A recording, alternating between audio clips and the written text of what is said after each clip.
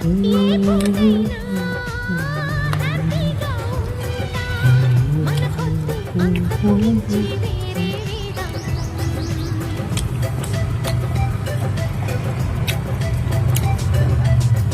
ఏ బాటైనా పర్వాలేదంట, సమయంతో సాగటమే మన సింపుల్ సిద్ధాంతం.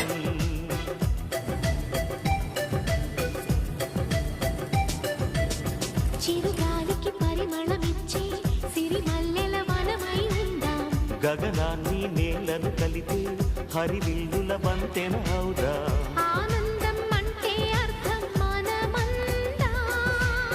ప్రతి పూట పాతై సాగే హుషారు సరిగమలో ఎన్నో ఎన్నో రాగాలు